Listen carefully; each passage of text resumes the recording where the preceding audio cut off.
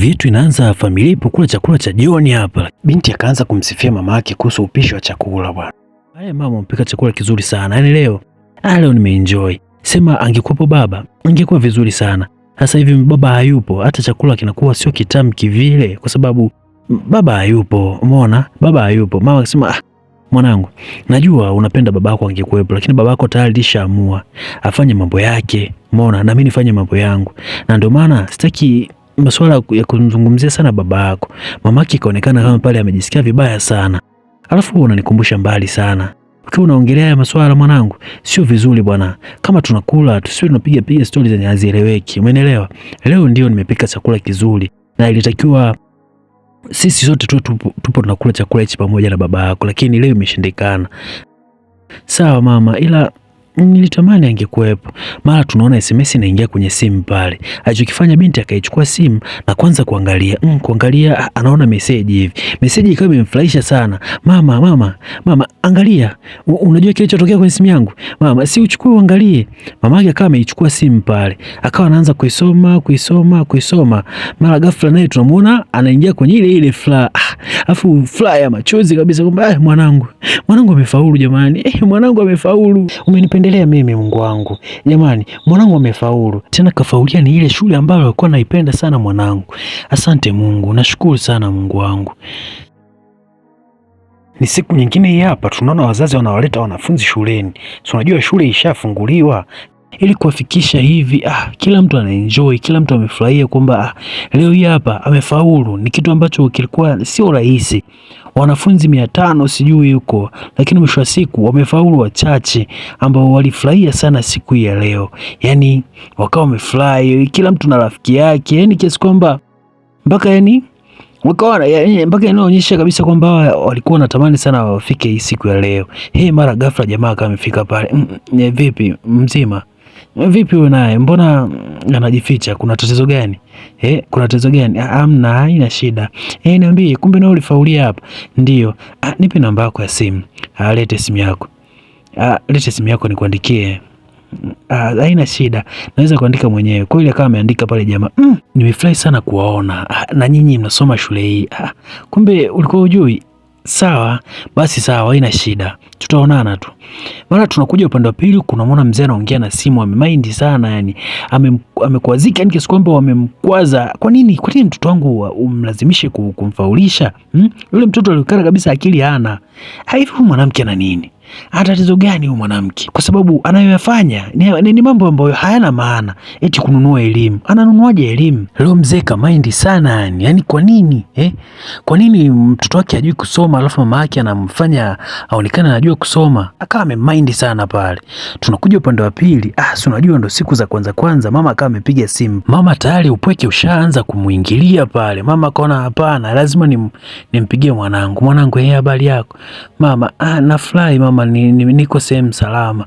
Alafu kuna chakula kitamu sana yani. Tofauti na unachopika wewe yani.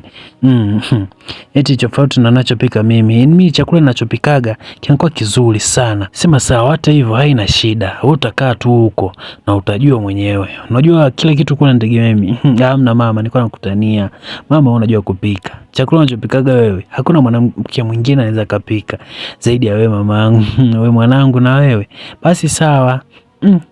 Wakawa fly pale. Binti akawa anajiuliza pale, kumbe mama ananipenda kiasi hiki? Yaani kumbe mama bado ananimisi hivi? Sasa si mama yako mzazi yule, lazima akumisi yule mama yako. Lakini afadhali ya wewe, mama yako amekupigia na kukumbuka. Mimi sijapigiwa wala nini. Yaani mpaka nashangaa, ni mama kweli au ni nani? Mbona siku zote alikuwa ananipigia simu? Hamna bwana, atakupigia hata usijali. Sawa. Njoo tuombe ili tulale. Tunakuja upande wa pili, jamaa haelewi hili wala lile yani, anamkumbuka tu yule mwanamke. Yaani akifikiria namna vile ambavyo ameona wale wanawake pale, yani hawezi kabisa yani. Jamaa zake wanapiga story hapa na pale, lakini yeye anachokiwaza anamwaza tu yule mwanamke. Wakamuuliza, wewe vipi? Mbona unawaza sana? Kuna tatizo gani? Akana wajibu, mimi nawaza yule mwanamke. Unajua yule mwanamke nilipomuona tofauti yani. Yaani moyo wangu umedunda, umeenda haraka sana. Kweli? Wewe utapata mambo ya ajabu ujue. shule utakimbia kabisa wewe. Hamna, mimi siogopi chochote. Nachokiona mimi, nataka tu kuwa na yule mwanamke. Sawa, mwache, lakini msinichukulie hivyo jamani. Mimi yule mwanamke, moyo wangu umegonga sana kwake. Huyu mwanangu unazingua sana mwanangu. Haya, sawa, hata kama anazingua. Tunakuja siku nyingine hii hapa. Jamaa amekaa hapa anawasubiria. Akana baki anawashangaa. Binti alivyokuwa anataka kuondoka, akasimamishwa, karudishwa pale. Vipi? Mko poa? Tuko poa kabisa. Sijui wewe mzima kabisa? Mimi mzima. Sasa nini ambacho unahitaji? Namba ya simu. Naomba namba ya simu. Namba ya simu, usijali, ngoja nikuchukulie. Chukua hapa simu. Binti akabaki na shangaa. Mbona mimi sijataka kutoa namba? Mbona huyu amechukua simu haraka haraka hivi na kumpa namba? Alafu hii simu yako mbona haieleweki? Touch kama inazingua hivi. Sasa unatumiaje simu kama hii? Sijui yeye, labda ngoja nikuchukulie mimi hapa. Yule binti akawa amechukua pale namba ya simu. Binti akawa anamshangaa tu pale. Anatamani angekuwa yeye, lakini ndo haiwezekani. Jamaa mmoja akawa mpita kila sehemu anaokuwepo huyu jamaa. Yaani huyu jamaa lazima apite maeneo hayo. Tunakuja upande wa pili hapa. Binti ametulia. Mara jamaa ghafla amefika pale. Binti akaona huyu mbona kama ananizingua. Kabeba vitu vyake akawa anaondoka. Kuna tatizo gani? Ni huyu mwanamke, kila ninapotaka kumwonyesha hisia zangu ananikataa yani. Tunakuja upande wa pili, jamaa akomi bana. Jamaa bado anaendelea kumfuatilia binti. Binti kila anapomwelekeza hamtaki, bado jamaa anaendelea kumtaka na anamng'ang'ania sana. Binti ikabidi awapishe kabisa kwamba waone wanaongea nini. Pale jamaa akamwaga sera zake. Lakini bado binti haelewi chochote. Yaani kuongea kote kule jamaa ameongea sana. Binti haelewi chochote. Sasa huyu nimsaidiaje mimi? Sasa mimi nitakusaidiaje wewe? Au tufanye hivi, nitakupa muda. Yule jamaa tena amekatiza hapo. Jamaa kanaogopa.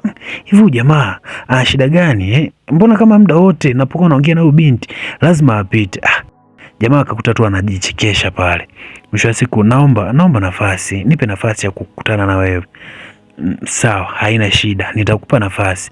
Ila isiwe kawaida kwamba mara kwa mara tu tunaonana mimi na wewe. Sawa, haina shida. Mimi nikubali. Kwa kuwa umenipa nafasi, mimi nikubali, hata hakuna shida yoyote itakayotokea. Sawa. Binti akawa anajivuta pembeni, akawa anaenda pembeni na kuelekea kwa kule alipo rafiki yake. Tunakuja upande wa pili hapa. Si unajua kabisa wanawake hawajaituliaga. Akataka anze kumshauri, wewe vipi? Wewe ulichukua namba ya nini? Namba wewe mtu umemwambia kabisa utamtafuta, alafu hujamtafuta mpaka saa hizi. Unategemea nini? Ila na wewe rafiki yangu, mimi sijakuelewa kabisa yani. Yaani sijakuelewa. Sasa wewe ambacho hujanielewa nini? Mimi nimtafute wa nini? Sikia ndugu yangu. Kama hujaipata pesa, hii ndio mida ya kupata pesa. Fanya kazi, Mwanangu, mimi siwezi kuanza kufanya kazi za hivi. Mimi nilikuja kusoma shuleni hapa. Tena sitaki. Yani unajua mambo haya yanabadilikaga kabisa. Hapana bwana. Sikia, mtafute. Unajua kimtafuta kwa vizuri sana. Kwanza ngoja nisogelee hapo ulipo. Dada akawa amesogelea pale. Sikia, mpigie simu. Sikia, tena mpigie simu saizi. Haya, ngoja nimpigie simu. Jamaa akaanza kuseti sauti. Wewe sikilizeni. Akaseti sauti pale. Tulieni. Habari yako? Mzima wewe? Yakafly. Mimi mzima wa afya. Inakuaje? Wewe umekaaje? Mimi niko salama. Sawa. Nimefurahi kusikia sauti yako. Asante. Unajua mabinti wakiwa wawili wao wanashauriana sana vya kushauriana. Mwisho wa siku bwana, katika kupiga stori zao wakaamua mpigie simu jamaa. Wakafurahia pale. Oya, demo amekubali mwenyewe. Ameshaingia line. Mimi niwaambia lazima akubali. Ameshakubali yeye mwenyewe na ametaka appointment. Sasa cha kufanya hapa, ngoja kwanza nijiandae. Kuna kucha siku nyingine hii hapa. Mama ameenda kuomba mshahara wake pale. Pale akawa anapewa mshahara wake, akahesabu pale. Baada ya kuhesabu akawa anagundua mbona kama kiasi fulani bado hakijatosha. Tunafanyaje? Sijaelewa hapa. Manake hii hela ulionipa hii sio ya miezi miwili, mwezi mmoja. Usijali, nitakuongeza. Sema siku hizi 2 hizi mambo hayajakaa vizuri. Yakikaa vizuri nitakuongeza tu. Sawa? usijali mama yangu. Najua wewe ni mfanyakazi wangu mzuri sana. Kwa haina haja ya kusema kwamba ni kudhulumu. Wewe ni mtu mzuri kwangu. Sawa, haina shida, lakini siku nyingine bwana, unataka kunipa hela ndogo, unanipa taarifa mapema. Tunakuja upande wa pili, tunamuona jamaa anaingia ndani hapa, amekika mikono nyuma. Ile appointment kweli imekubalika yani. Binti akawa amefurahia pale, kama yeye ndo ameletewa hizo zawadi. Jamaa anafunga mlango. Binti kama hajaelewa hivi, lakini mwisho wa siku jamaa analeta simu. Simu ni Oppo. Laptop ni Oppo. Yani kiasi kwamba kila anachokiona yani anatamani kama angekuwa yeye, lakini ndo haiwezekani kuwa yeye. Hivi nasema mimi vya nini Mama kwanza atanunulia. Chukua vitu vyako, mimi havinifai. Binti akawa anashangaa. Mimi kweli uko serious? Sikiliza, mimi tu nimeamua kukupa, wala sitaki fadhila yoyote. Sawa? Na wewe unataka nini? Baada ya muda kidogo ikabidi waanze kujisomea. Kila wakijisomea jamaa anamwangalia tu binti usoni. Sawa, nakuelewa, hata usijali. Nasema jamaa bado anaendelea kumwangalia tu usoni yani. Yaani kama yeye hakuna anachoelewa zaidi ya kumuelewa tu mwanamke yani. Anamwangalia, mimi nitafunga daftari. Kama unaona hatutaki tusome, si ndio? Mimi nitalifunga daftari. Jamaa kabaki anashangaa. Baada ya jamaa kuondoka, ikawa ni vile vile kama kawaida, wanawake wakianza kukaa kujadili, huwa anakaa wanajadili sana. Vipi? Mwenzangu, yani ningekuwa mimi wala nisingelaza damu. Usingelaza damu? Sawa, unaweza kuwa hata ni wewe, kwa sababu sio lazima niwe mimi. Sawa, sio lazima niwe mimi. Tunakuja upande wa pili huku, mama amemletea vifaa mwanae. Apiga simu pale. Mara ghafla mwanae anafika. Mwanangu, nisamee, unajua nimetafuta hela, nilisema ninunue dukani, imeshindikana. Kabidi niende kwa Mako pale, nichukue baadhi ya laptop hata viused. Nikichukua pale kwa Mako, nikaona itakuwa vizuri zaidi kwa sababu bei rahisi, naweza nikapata vitu pale. Kweli bwana, binti akawa anapokea tu. Mama, hata usijali, leta niweke kwenye mfuko. Akaweka kwenye mfuko. Nakupa na hela hii hapa kidogo. Nakupa na hii hela kidogo. Angalia sana, usichukue hela mwanaume. Usichukue. Maana wanaume walivyo sio wazuri. Watafanya vitu vya ajabu, hutaamini. Yani hutaamini. Mimi nakwambia ukweli tena. Sawa mwanangu? Sawa, nenda. Sawa, mamake alivyoongea, binti aliangalia. Kusema ni tayari na vitu, lakini mwisho wa siku sina la kufanya. Umeona? Tunakuja upande wa pili huku. Tunamwona mama mmoja ametulia pale analia sana. Kinachomliza ni nini? Kinachomliza ni kwamba yule mtoto wake hajui kusoma, ila tayari mume wake amemind sana. Kwa nini ameamua kufanya vitu ambavyo havieleweki? Umeona? Tunarudi upande wa pili huku. Tunamwona mama anaangalia picha za pale za familia. Kuangalia vizuri, anamwona picha ya mume wake. Natamani kama mume wake angekuepo, haya yote angekuwa ameyaona. Umeona? Tunakuja upande wa pili huku. Mama bado anaendelea kupata uchungu. Mwisho wa siku mama ametulia. Dogo bwana yupo kupimanisha bwana kati ya laptop aliyoleta mama na laptop aliyoleta mpenzi wake. Simu aliyoleta mama na simu aliyoleta mpenzi wake. Kuja kuangalia hasa kwa jamaa yake kama na mind hivi. Tunakuja upande wa pili huku, jamaa amebeba pizza zake fresh. Wanakuja hapa. Nimekuja tusome hapa. Kusoma haina shida. Wewe njoo tusome, sawa, haina shida. Kweli bwana, wakawa wanapiga story 2-3 pale. Jamaa ameenjoy, anafurahi, yani kuona kila akimwona mwanamke anafurahi. Leo wivu umeanza kuonekana live kabisa. Huyo jamaa kama kawaida, kila anapoonekana jamaa lazima naye awepo pale. Binti akawa amemind pale, ameondoka bwana. Tunakuja upande wa pili ndani. Wewe ndo unajidai unajua mapenzi, kila mnapopita lazima yani. Kwa nini kivipi? Mimi sijakuelewa. Mbona unaongea kama yani tumekosana? Mbona mimi na wewe tuko sawa tu, imekuwaje?